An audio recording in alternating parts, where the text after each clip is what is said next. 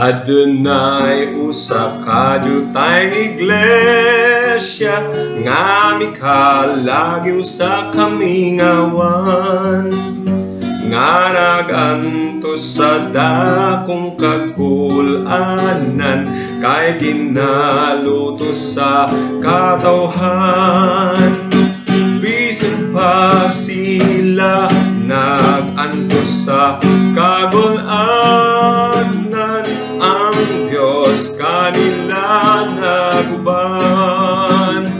Dito silang tanan gitilugan, sa daghang mga katuigan.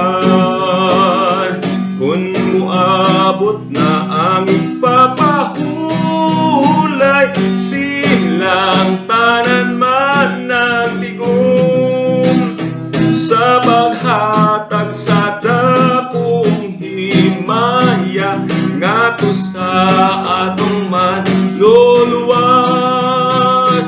Bisan pa sila nagantos sa kagul-anan, ang Diyos kanila naguban. Dito silang tanan itilugan, sa daghang mga katuigan. O bisan pa sila nagantos sa kagul-anan, ang Diyos kanila naguban.